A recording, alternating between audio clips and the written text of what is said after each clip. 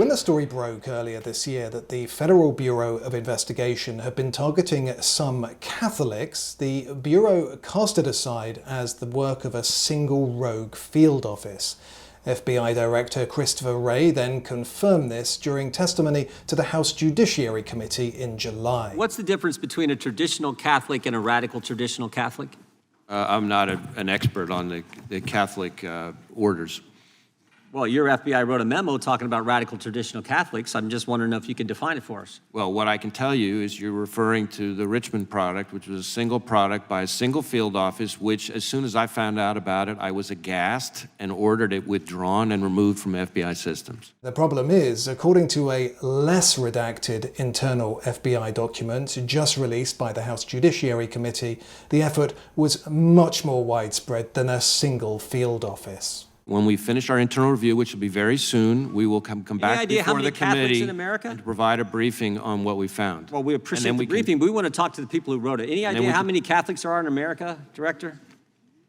No, sir. There's a lot, over 60 million. What percentage of those are radical traditional Catholics, according to the Richmond Field Office of the FBI?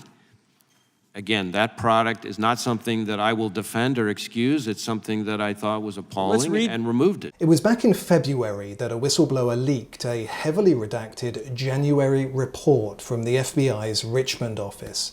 Its title, which sounds more like a statement, "Interest of racially or ethnically motivated violent extremists in radical traditionalist Catholic ideology almost certainly presents new mitigation opportunities." That product did not, to as best as we can tell, result in any investigative action as a result of it. None. The document in question defined radical traditionalist Catholics as those who attend the Latin Mass and those who frequently adhere to anti-Semitic, anti-immigrant, anti-LGBTQ and white supremacist ideology.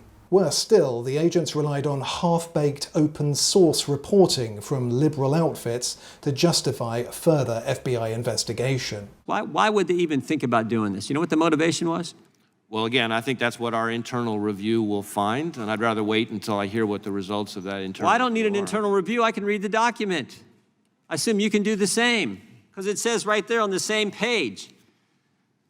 Richmond assesses extremist interest in radical traditional Catholics is likely to increase over the next 12 to 24 months in the run-up to the next general election. On July 25th, the FBI finally provided the committee with a less redacted version of the report. And surprise, surprise, it turns out this was a much wider Bureau effort.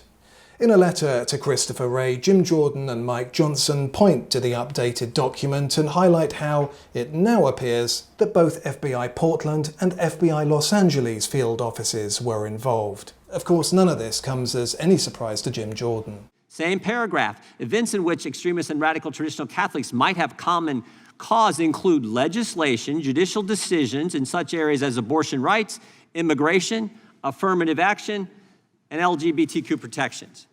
It's politics. That's the motivation. In his letter, Mr. Jordan asks Mr. Wray to amend his July testimony to fully explain the nature and scope of the FBI's assessment of traditional Catholics as potential domestic terrorists. He also repeats his original request. How soon are you going to complete this internal investigation so we can talk to these folks who put this together?